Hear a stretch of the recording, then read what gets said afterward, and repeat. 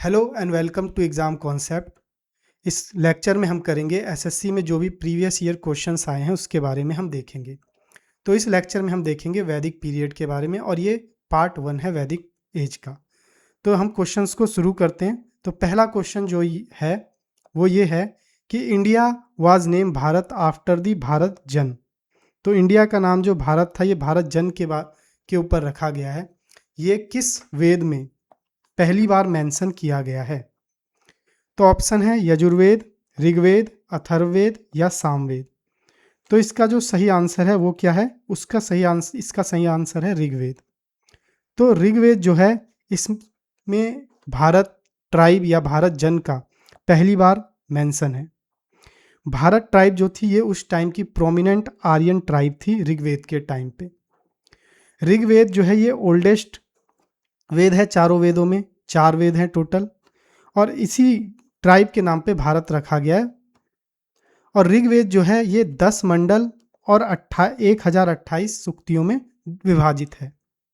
इसके बाद हम देखेंगे कि जो ऋग्वेद में जो ऋषि जो वेदों का पाठ करते थे उसे हम क्या कहते थे? होत्री। ऋग्वेद में टोटल 10 मंडल हैं, ये हमें पता है। जो पहला मंडल है और 10वां मंडल है ये सबसे आखिर में जोड़ा गया था। ऋग्वेद के अलावा जो 3 और वेद हैं वो हैं सामवेद जिसमें म्यूजिक के बारे में लिखा गया है, यजुर्वेद जिसमें रिचुअल्स जो होते हैं हिंदू धर्म में उसके बारे में लिखा गया है, और इसके बाद अथर्ववेद। अथर्ववेद में क्या है? जो डेली लाइफ में जो भी मंत्र तंत्र किए जाते हैं ये सब के बारे में अथर्ववेद में लिखा गया है। इसके बाद जो नेक्स्ट क्वेश्चन है वो ये है कि iron age is so named because during this time iron mostly replaced which implements and weapons beginning in the Middle East and South East. मतलब आयरन एज का नाम आयरन एज इसलिए है क्योंकि आयरन ने उस समय किस धातु को रिप्लेस कर दिया था साउथ ईस्ट यूरोप में और मिडल ईस्ट में? तो ऑप्शन है ब्रास, स्टोन, वुड या ब्रोंज। तो इनमें से किस धातु को रिप्लेस करके या किस मेटल को रिप्लेस किया था आयरन ने? तो इसका सही आंसर है ब्रोंज। तो ब्रोंज को रिप्लेस किया था आयरन ने। आयरन एज जो है ये एक ट्रांजिशन है जब हम ब्रोंज से आयरन का यूज करना शुरू कर दिया था हमने। मतलब इससे आयरन एज से पहले ब्रोंज एज थी जब हम ब्रोंज का यूज करते थे। तो सबसे पहले स्टोन एज था जब हम स्टोन से बने हुए वेपन्स यूज करते थे। स्टोन एज के बाद आया कॉपर एज जिसमें मानव सभ्यता ने कॉपर से बने हुए चीज़ों का यूज करना शुरू कर दिया। और कॉपर के बाद हमने देखा कि आया ब्रोंज एज जिसमें हमने कॉपर में टीन को मिलाया और ब्रोंज बनाया, और फिर उसके बने हुए मेटल्स मतलब उसके बने हुई चीज़ों से हमने अपने वेपन्स बनाए और बाकी मेटल के चीज़ बनाए। लेकिन इसके बाद आयरन एज आया और आयरन एज जो था ये इसके बाद हमने आयरन का ज़्यादा उपयोग करना शुरू कर दिया। तो ऐसा ट्रांजिशन क्यों हुआ ब्रोंज से आयरन के बीच में? तो हमें ये पता है कि जो ब्रोंज एज में ब्रोंज अधिकता में यूज होता था, इसके साथ साथ स्टोन और वुड तो यूज होते ही थे।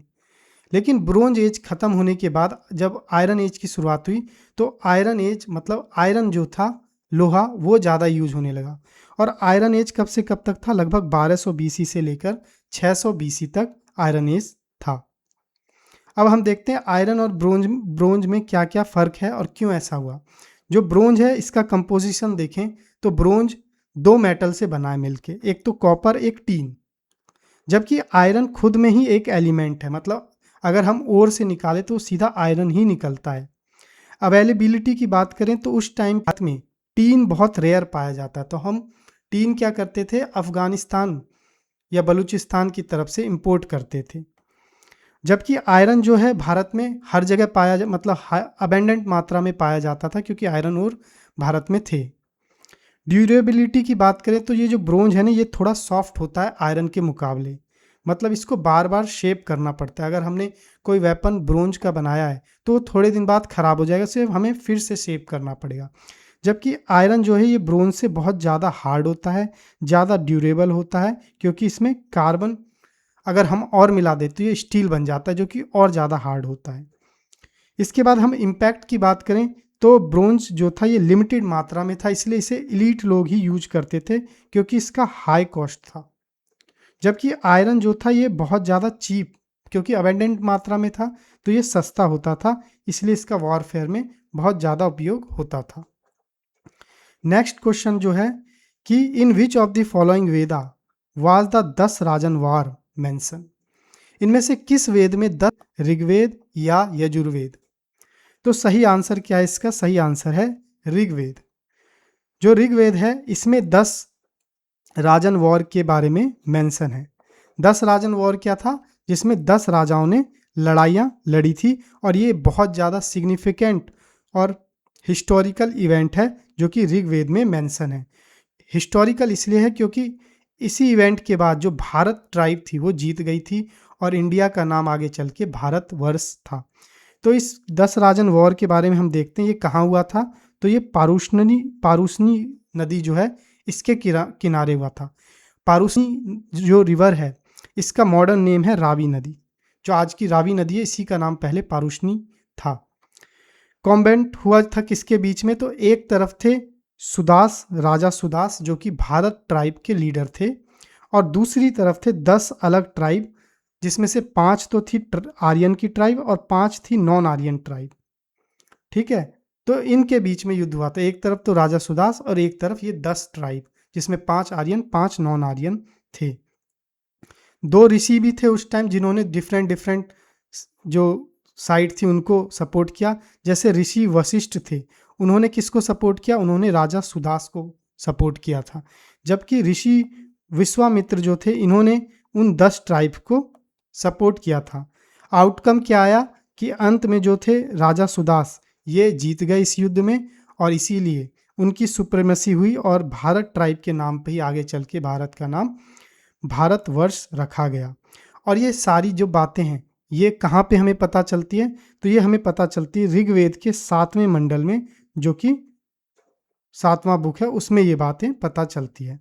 नेक्स्ट क्वेश्चन जो है वो ये है कि in which of the 4 Veda is there a collection of magic mantra and tantra mantra to avoid and protection from evil spirit and disease. मतलब इन 4 वेदों में से किस वेद में बुरी आत्माओं और बीमारियों से बचाव और सुरक्षा के लिए जादुई मंत्र और तंत्रों का संग्रह है? ऑप्शन है ऋग्वेद, यजुर्वेद, अथर्ववेद या सामवेद। तो सही आंसर है इसका अथर्ववेद। जो अथर्ववेद है ना, इस मंत्र दिए गए हैं जिससे बीमारियों को और आत्माओं को, ये बुरी शक्तियों को भगाया जा सके, ये सब। तो 4 टोटल वेद हैं, जिसमें एक है ऋग्वेद, फिर दूसरा है सामवेद, तीसरा यजुर्वेद, चौथा है अथर्ववेद। ऋग्वेद में क्या दिया है? तो ऋग्वेद में जो देवी देवता हैं उसके प्रेज में, मतलब उनकी तारीफ में, उनकी स्तुति में जो श्लोक्स हैं वो दिए गए हैं। और ऋग्वेद जो है ये ओल्डेस्ट वेद है, मतलब इन चारों में सबसे ओल्ड कौन सा है? तो ऋग्वेद है, जो कि अर्ली वैदिक टाइम पे लिखा गया था। और ये जो बाकी 3 हैं ये लेटर वैदिक एज के टाइम पे लिखे गए थे, जिसमें सामवेद जो है, ये सामवेद, इसमें इसे बुक ऑफ सॉन्ग भी कहते हैं क्योंकि इसमें म्यूजिक के बारे में बताया गया है। जबकि यजुर्वेद जो है इसमें जो रिचुअल्स होते हैं हिंदू धर्म में, या सैक्रिफाइसेस होते हैं, यज्ञ होते हैं, इनके बारे में मेंशन है। जबकि अथर्ववेद इनके इसमें क्या है? तो जादू टोटका मैजिक ये सब और बुरी आत्माओं को भगाना, ये सब, इन सब चीज़ों के बारे में मेंशन है। फिर नेक्स्ट देखते हैं, एक मिनट। नेक्स्ट क्वेश्चन है the main social unit of Aryan was. जो आर्यन थे उनकी जो प्रमुख सामाजिक इकाई थी वो क्या थी? ऑप्शन परिषद, गण, राजन या जन। तो जो सबसे प्रमुख सामाजिक इकाई, मतलब जो सबसे शुरुआती सामाजिक इकाई थी वो क्या थी? तो वो थी जन। तो देखते हैं जन कैसे थी। तो अगर हम हायरार्की देखें तो सबसे पहले आता था कुल। कुल क्या होता था? कुल एक तरीके का परिवार या फैमिली हम कह सकते हैं। सबसे पहले आते थे कुल, और ये स्मॉलेस्ट यूनिट होती थी। और कुल के हेड को हम क्या कहते थे? कुलपति या कुलापा। फिर कुल, जब कई सारी फैमिली मिलके एक गांव बनाती थी जिसे हम कहते थे विलेज या उस ग्राम। और फिर ग्राम के हेड को क्या कहते थे? ग्रामिनी। और फिर कई सारे जो गांव बनते थे, कुछ गांव मिलके बनाते थे क्लेन, जिसे कहते थे विश। और विश के हेड को क्या कहते थे? विशपति। ठीक। जो जन है ना, वो एक तरीके का ट्राइब था जो कई विषयों से बना था, मतलब कई क्लेन मिलके फिर एक ट्राइब बनाते थे जिसे जन कहते थे। और जन के हेड को क्या कहते थे? राजन। जन के हेड को कहते थे राजन। ठीक है, अब देखते हैं इन सब के बारे में। तो जन जो था वो एक, मतलब जन का मतलब लोग, जो रिप्रेजेंट करता था उस समय के वहां पे जो गांव में उस ट्राइब में जो लोग रह रहे हैं उसका ही मतलब होता था जन। ठीक है, जैसे भारत जन या पुरु जन, तो ये एक ट्राइब के लोगों को मेंशन करने के लिए जन। राजन कौन होता था? तो राजन जो होता था लीडर होता था जन का। गण क्या होता था? तो गण उस समय जो असेंबली होती थी, ट्राइबल असेंबली जो वैदिक पीरियड में होती थी, उसको कहते थे गण। परिषद, परिषद भी एक तरीके की काउंसिल या असेंबली होती थी जिसमें जो इलीट क्लास के, मतलब जो पढ़े लिखे लोग या लर्न लोग, विद्वान लोग थे, इनकी एक एडवाइजरी काउंसिल होती थी जिसे हम कहते थे परिषद। नेक्स्ट क्वेश्चन जो है, which of the following varna mainly did farming, animal husbandry and trade in the later Vedic period? तो इनमें से कौन सा वर्ण था जो उत्तर वैदिक काल में मुख्य रूप से कृषि, पशुपालन और व्यापार करता था? ऑप्शन है क्षत्रिय, वैश्य, ब्राह्मण, शूद्र। तो कौन था इसमें से जो मुख्य रूप से कृषि और पशुपालन करता था और व्यापार भी करता था? तो इसका सही आंसर है वैश्य। जो वैश्य थे ना, होता यह था कि जब अर्ली वैदिक पीरियड था वहां पे वर्ण सिस्टम इतना स्ट्रिक्ट नहीं था, लेकिन जो लेटर वैदिक पीरियड था ना, वहां पे वर्ण जो था वो बहुत ज़्यादा स्ट्रिक्ट हो गया। मतलब अब जन्म के आधार पे किसी का भी वर्ण डिसाइड होने लग गया। और इससे हुआ क्या कि जो वर्ण जो ज़्यादा रिजिड हुआ और हेरिडिटरी हुआ, मतलब वंशानुगत हुआ, तो इसमें जो ब्राह्मण से और क्षत्रिय थे इन्होंने तो टॉप पोजीशन अपनाई। जो वैश्य थे उनका काम था प्रोडक्शन करना, यानी जो समाज में जितना भी उत्पादन होता था ये मेन काम वैश्यों का ही था। तो वैश्यों का क्या रोल था समाज में? तो पहला फार्मिंग या एग्रीकल्चर, ज़्यादातर जो उस टाइम एग्रीकल्चर थे ये वैश्य ही करते थे। एनिमल हस्बेंड्री मतलब पशुपालन, ये भी वैश्य ही करते थे। इसके बाद हम देखेंगे जो ट्रेड और कॉमर्स था, मतलब व्यापार जो करते थे, ये भी वैश्य ही करते थे। और इसके बाद टैक्सेशन, क्योंकि वैश्य ज़्यादातर व्यापार और ज़्यादातर काम जो था ये वैश्यों के हाथ में था, इसलिए जो टैक्स था ज़्यादातर वो वैश्य ही देते थे, और कोई, मतलब बाकी जो थे वो कम टैक्स देते थे। क्योंकि ब्राह्मण जो थे ये प्राइस्टली क्लास के लोग थे, और जो क्षत्रिय थे ये वॉरियर थे, मतलब युद्ध लड़ना इनका काम था। तो मेनली जो टैक्स जो देते थे वो वैश्य देते थे। हम चारों वर्णों के बारे में देखें तो ब्राह्मण जो थे ये क्या थे? तो ये प्राइस्ट होते थे, मतलब पुजारी होते थे, टीचर होते थे, और ये क्या करते थे? यज्ञ और परफॉर्म करते थे, सेक्रीफाइस, ये सब काम करते थे। जबकि क्षत्रिय क्या करते थे? तो क्षत्रिय वॉरियर हुआ करते थे, योद्धा हुआ करते थे, शासन करते थे, ये लोग अपने लोगों को प्रोटेक्ट करते थे बाहरी ताकतों से। जबकि वैश्य का काम होता था कैटल रेयरिंग, मतलब पशुपालन करना और ट्रेड करना, ये सब काम होता था वैश्यों का। इसके बाद शूद्र का देखें तो ये क्या करते थे? ये बाकी तीनों वर्ण को, शूद्र, ये इनका काम होता था। नेक्स्ट क्वेश्चन जो है इसमें देखेंगे हम, the ancient name of which of the following river is Vipasa? तो विपासा जो है किस नदी का प्राचीन नाम है? ऑप्शन व्यास, चेनाब नदी, सतलुज नदी या रावी नदी। तो जो विपासा है ना, ये व्यास नदी का नाम है, प्राचीन नाम। तो हम प्राचीन नाम की बात करें तो जो व्यास नदी थी पहले उसको कहते थे विपासा, चेनाब नदी को कहते थे अस्कनी, सतलुज नदी को कहते थे सुतुद्री, रावी नदी को कहते थे पारुष्णी या इरावती, झेलम नदी को क्या कहते थे? वितास्ता, इंडस नदी को क्या कहते थे? सिंधु, और घग्गर नदी को क्या कहते थे? सरस्वती। और यही चीज हिंदी में भी मेंशन है। इसके बाद हम देखते हैं नेक्स्ट क्वेश्चन जो है,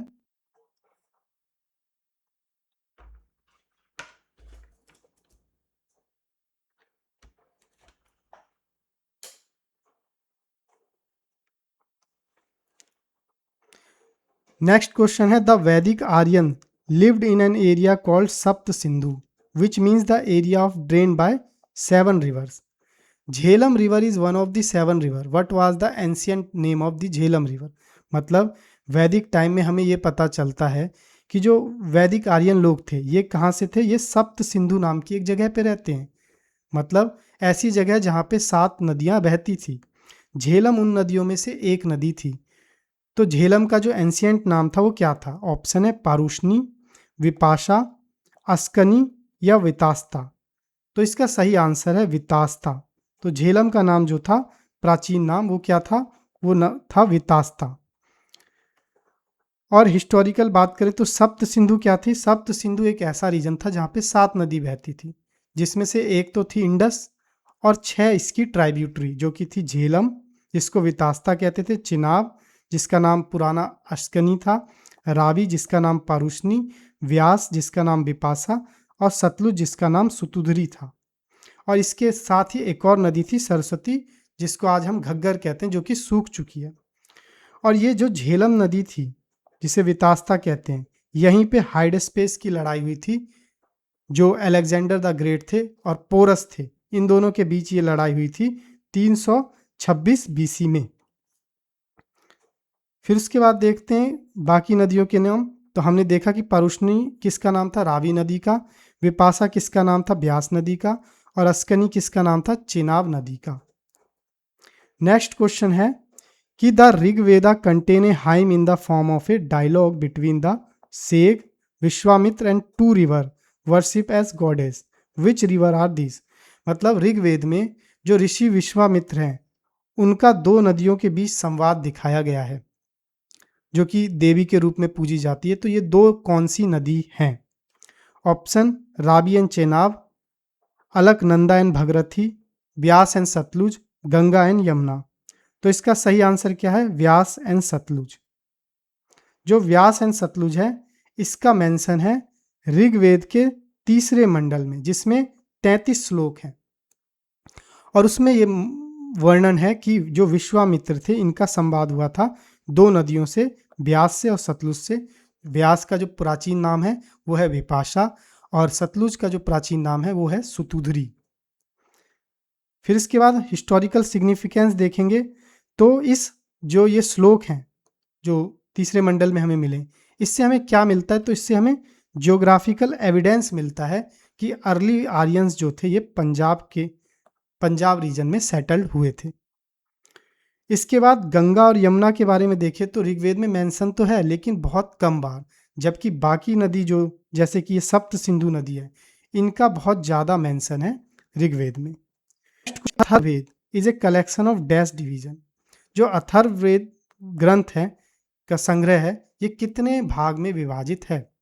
ऑप्शन 5 भाग, 10 भाग, 15 या 20 भाग। तो अथर्ववेद है, ये 20 भागों में विभाजित है। तो अथर्ववेद जो है ये 20 भागों में विभाजित है, यानी 20 बुक्स में हम कह सकते हैं, एक तरीके से डिवाइडेड है, जिसे हम कांड कहते हैं। जैसे ऋग्वेद जो है ये 10 मंडल में डिवाइडेड है, इसी तरह अथर्ववेद 20 बुक्स में डिवाइडेड है, जिसे हम कांड कहते हैं। तो स्ट्रक्चर की बात करें अथर्ववेद में, तो 20 टोटल भाग में डिवाइडेड है, और 730 सूक्ति हैं, इसमें सूक्त हैं, और लगभग 6000 मंत्र जो हैं इसमें दिए गए हैं। तो इनके बारे में देखते हैं। जो 20 पार्ट में डिवाइडेड है, तो बुक 1 से लेके बुक 7, मतलब 1 से लेके 7 में जो शॉर्ट हाइम्स दिए गए हैं, मतलब छोटे छोटे श्लोक दिए गए हैं, जो दिन प्रतिदिन में जो हमारे को बीमारी होती है या ये सब होते हैं, इनको भगाने के लिए। फिर बुक 8 से लेके बुक 12 में लॉन्गर श्लोक या लॉन्गर हाइम्स दिए गए हैं, जो कि कॉस्मोलॉजिकल चीज़ें जो होती हैं, ब्रह्मांडीय चीज़ें जो होती है, इनसे रिलेटेड है।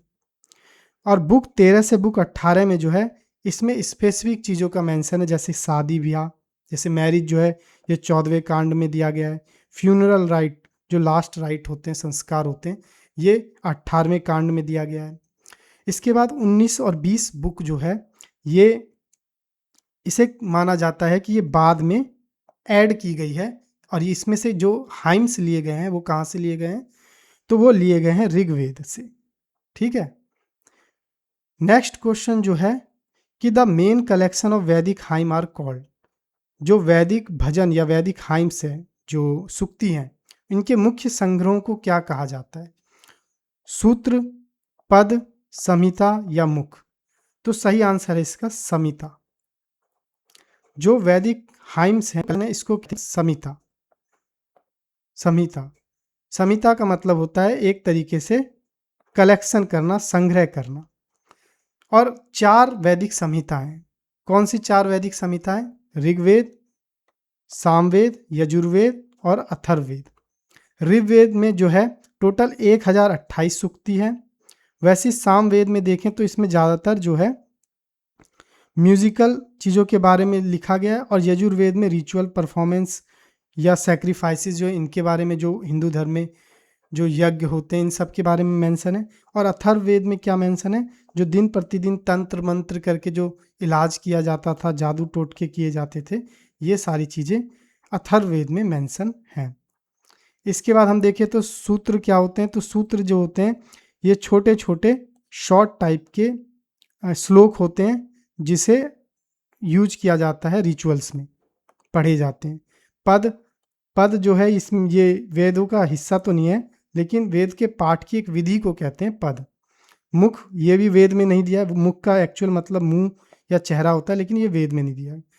वेदों के अलावा, मतलब कि इन संहिता के अलावा बाद में इन वेदों को मेंशन करने के लिए, वेदों को ही संहिता कहते हैं, इन्हीं संहिता या वेदों को मेंशन करने के लिए, मतलब इनके एक्सप्लेन करने के लिए, इनकी कई बातों को एक्सप्लेन करने के लिए कुछ और चीज़ें भी लिखी गई थी, जैसे कि ब्राह्मणास। ब्राह्मणास क्या है? जो वेदों में चीज़ें लिखी गई है, ऋग्वेद में जैसे कुछ चीज़ें लिखी गई, उनके ऊपर कमेंट्रीज करना या क्या लिखा गया उसको थोड़ा एक्सप्लेन करना, वो ब्राह्मणा में दिया गया है। इसके बाद अर्यंकाज हैं, जो ऋग्वेद में लोग जो ऋषि मुनि फॉरेस्ट में रहते थे उनके बारे में लिखा गया इसमें। उपनिषद है, ये एक फिलोसफिकल बुक है। तो ये सब।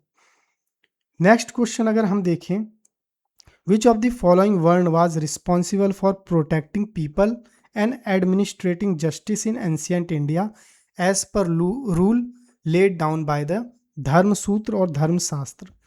तो निम्नलिखित में से कौन सा वर्ण जो था प्राचीन भारत में धर्मसूत्र और धर्मशास्त्र के द्वारा निर्धारित नियमों के अनुसार लोगों की रक्षा करने, उन्हें न्याय और प्रशासन करने के लिए जिम्मेदार था? ऑप्शन है वैश्य, शूद्र, क्षत्रिय या ब्राह्मण। तो सही आंसर क्या है इसका? क्षत्रिय। जो क्षत्रिय होते थे इनका ये काम होता था कि धर्मशास्त्र जो थे हमारे, उसके हिसाब से ये क्षत्रिय की ड्यूटी होती थी कि वो क्या करे, वो वॉर लड़े, और मतलब उसका ये काम होता था कि वो योद्धा बने और शासन करे और अपने लोगों को प्रोटेक्ट करे। तो हम उसके स्पेसिफिक ड्यूटीज़ के बारे में देखें अगर, तो क्षत्रिय की स्पेसिफिक ड्यूटी के बारे में देखें तो इसका पहला काम था अपनी जनता, अपनी प्रजा को प्रोटेक्ट करना बाहरी ताकतों से। एडमिनिस्ट्रेशन ऑफ जस्टिस मतलब न्याय प्रशासन लागू करना जहाँ पे वो रूल करते हैं। वॉरफेयर करना मतलब युद्ध करना। इसके बाद पैट्रोनेज मतलब संरक्षण देना अपने राज्य में, जो ब्राह्मण्स हो गए या सैक्रिफाइसेस जो करते हैं इन चीज़ों को। वर्ण के हिसाब से देखें तो टोटल 4 वर्ण हुआ करते थे, और उनके हम रोल के बारे में देखें तो पहला ब्राह्मण वर्ण। ब्राह्मण का काम क्या था? ये लोग वेदों का अध्ययन करते थे और सैक्रिफाइसेस या जैसे यज्ञ होते हैं इन सब को परफॉर्म करते थे। क्षत्रिय का काम क्या होता था? ये वॉरफेयर करते थे, युद्ध करते थे, अपने लोगों को बचाते थे और जस्टिस देते थे लोगों को।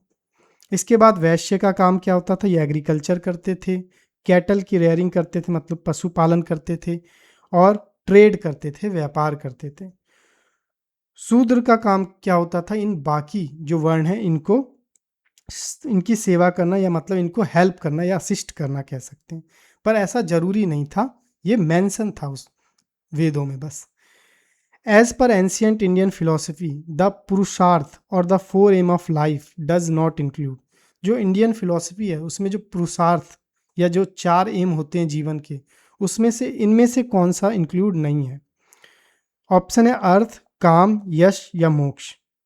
तो जो यश है ना, ये उन 4 एम में या पुरुषार्थ में मेंशन नहीं है। तो धर्मशास्त्र के हिसाब से टोटल 4 पुरुषार्थ एक आदमी को, एक इंडिविजुअल को अपने लाइफ में एम करके चलने चाहिए, मतलब 4 लक्ष्य होने चाहिए। पहला है धर्म। धर्म मतलब राइटनेस, मतलब जो उसका जो गोल है, उसकी ड्यूटी जो होती है, मतलब वो अपनी ड्यूटी का पालन करे।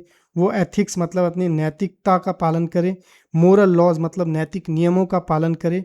लाइफ में डिसिप्लिन लेके आए और एक अच्छी लाइफ जिए, ये होता है धर्म। फिर सेकंड होता है अर्थ, अर्थ मतलब पैसा या धन। तो वो मटेरियल वेल्थ को हासिल करे अपने लाइफ में, अपने करियर में अच्छा करे, फाइनेंशियली अच्छा मत करे, मतलब कि धन जो है इसे जुटाए। तीसरा होता है काम या प्लेजर या सुख, वो अपनी इच्छाओं को पूरा करे, जो भी उसकी डिज़ायर्स हैं उसको पूरा करे, इंजॉय करे मतलब आनंद करे, आनंद की प्राप्ति करे, इसके साथ लव करे मतलब प्रेम, इमोशनल फुलफिलमेंट जो भी उसकी होती हैं उसको पूरा करे, ये होता है काम।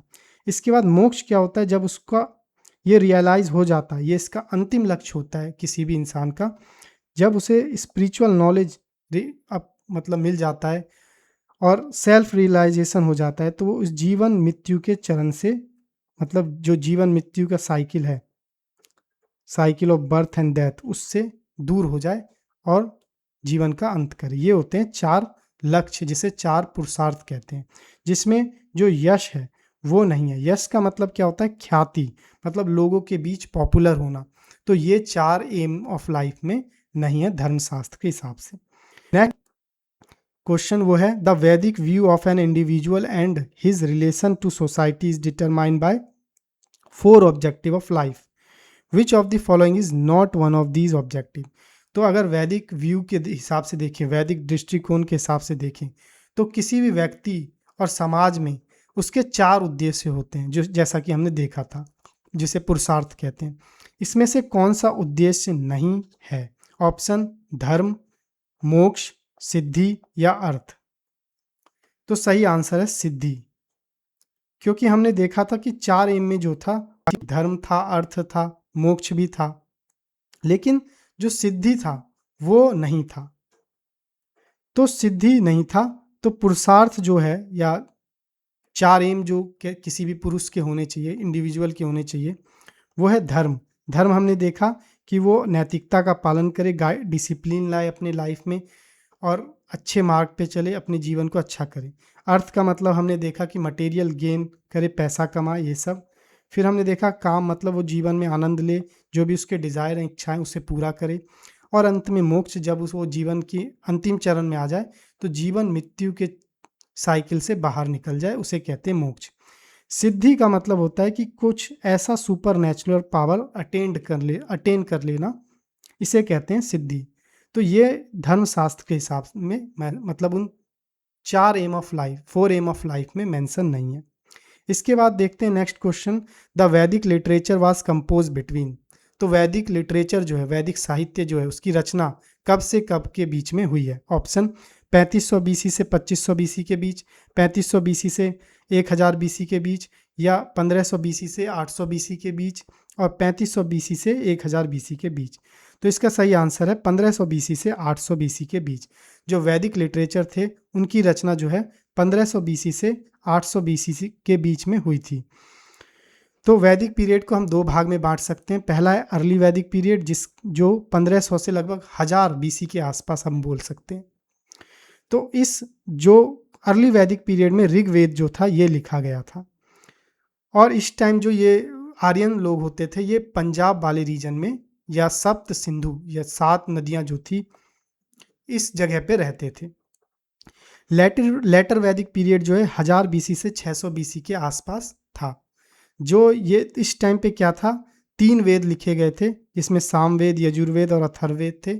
इसके साथ साथ ब्राह्मणास भी लिखे गए थे, अर्यंकास भी लिखे गए थे, और उपनिषद भी लिखे गए थे। और लेटर वैदिक पीरियड में क्या हुआ, ये जो आर्यन थे, ये अब धीरे धीरे गंगा नदी की तरफ या गंगा वैली की तरफ आके रहना शुरू कर दिया था इन्होंने। क्या होते हैं, तो संहिता क्या है, जो कलेक्शन ऑफ श्लोक्स या हाइम्स हैं, उसे संहिता कहते हैं। 4 संहिता है, ऋग्वेद, यजुर्वेद, सामवेद, अथर्ववेद। ब्राह्मणास क्या होते हैं, ये रिचुअल इंस्ट्रक्शंस होते हैं और एक्सप्लेनेशन होते हैं, मतलब जो भी ऋग्वेद और इन सब वेदों में लिखा गया है उससे रिलेटेड अनुष्ठान कराना और उसकी व्याख्या करना। अर्यंका में क्या है, जो भी फॉरेस्ट में उस टाइम रहते थे जो ऋषि मुनि, उसके बारे में लिखा गया है अर्यंका में। उपनिषद एक फिलोसॉफिकल इंक्वायरी है, जिसमें वास्तविकता और आत्मा के स्वरूप पर चिंतन किया गया है, मतलब इसके डिस्कशन किया गया है। नेक्स्ट जो क्वेश्चन है वो है, the Veda which deals with the ritual is known as. जो अनुष्ठानों से संबंधित वेद कौन सा इसमें से? ऑप्शन ऋग्वेद, यजुर्वेद, सामवेद, अथर्ववेद। तो जो यजुर्वेद है ना, इसमें जो है रिचुअल्स दिए गए हैं। जो यजुर्वेद है इसमें जो है रिचुअल्स दिए गए हैं, मतलब सैक्रिफाइसेस और वर्शिप जो होती है, मतलब जो भी हिंदू धर्म में जो पूजा या यज्ञ या बलिदान जो दिए जाते हैं, इसका मेंशन जो है ये यजुर्वेद में है। ठीक। और यजुर्वेद दो स्कूल में बांटा गया यजुर्वेद को, एक है शुक्ल यजुर्वेद और एक है कृष्ण यजुर्वेद। शुक्ल यजुर्वेद में सिर्फ प्रेयर्स जो होते हैं या फॉर्मूला जो होते हैं सेक्रीफाइस करने के लिए, मतलब इसमें जो यज्ञ के लिए आवश्यक जो प्रार्थनाएं जो की जाती हैं या सुक्ति होती हैं, उनके बारे में मेंशन है। जबकि जो कृष्ण यजुर्वेद है, इसमें जो है अनुष्ठान जो है इनके बारे में भी बताया गया है, मतलब जो डिस्कशन भी है और डिटेल इंस्ट्रक्शन है वो मेंशन है कृष्ण यजुर्वेद में। तो चार यजुर्वेद है, हमें पता है। ऋग्वेद में क्या है, तो जो देवी देवता थे उनकी स्तुति जो की जाती थी, उनके प्रेज के लिए जो हाइम्स बनाए गए थे, देवताओं या देवियों की जो पूजा की जाती थी, उनके बारे में जो श्लोक है वो ऋग्वेद में मेंशन है। इसके बाद यजुर्वेद क्या है, इसमें रिचुअल्स दिए गए हैं, जो भी हिंदू धर्म में यज्ञ होते हैं और जो भी पूजा पाठ होते हैं, ये यजुर्वेद में। सामवेद, इसमें जो भी म्यूजिक जो है उसके बारे में है। और इसके बाद लास्ट में जो ये अथर्ववेद है, इसमें जो है स्पेल चार्म, मतलब कि तंत्र मंत्र जो होते हैं बुरी आत्माओं को। अथर्ववेद जो है इसमें तंत्र मंत्र और ये सब दिए गए हैं जो daily to daily basis life में किए जाते थे। क्वेश्चन है, which of the following river was known as Parushni in the Vedic period. जो वैदिक काल में इनमें से कौन सी नदी जो है जिसको पारुसनी नाम से जाना जाता था। ऑप्शन है चेनाब, सतलुज, व्यास या रावी। तो सही आंसर क्या है इसका, तो सही आंसर है रावी। नदी थी, इसको पारुसनी के नाम से जाना जाता था। और रावी नदी वही नदी है जहां पे बैटल ऑफ 10 किंग, मतलब जो 10 राजाओं के बीच में 10 राज युद्ध हुआ था, ये रावी नदी के किनारे ही हुआ था। और ये युद्ध किन के बीच हुआ था, एक तरफ थे भारत ट्राइब जिसके राजा थे सुदास, और दूसरी तरफ थी 10 ट्राइब्स जिसमें 5 आर्यन ट्राइब थी, 5 नॉन आर्यन ट्राइब थी। इस युद्ध में कौन जीता, तो भारत ट्राइब जीत गई, राजा सुदास जो थे वो जीत गए। और तब से आगे चल के भारत का नाम हो गया भारतवर्ष। तो हम बाकी नदियों के नाम देखते हैं, पुराने नाम। तो पारुसनी नाम जो है ये रावी नदी का पुराना नाम है। चेनाब जो नदी है इसका पुराना नाम अस्कनी। सतलुज का पुराना नाम जो प्राचीन नाम है सतुद्री। ब्यास का पुराना नाम जो था ये विपासा। झेलम का पुराना नाम वितास्ता। और इंडस का पुराना नाम, प्राचीन नाम जो है ये सिंधु। और काबुल का पुराना नाम जो प्राचीन नाम है ये खुबा। नेक्स्ट क्वेश्चन जो है, what is the Rigvedic name of river Ravi.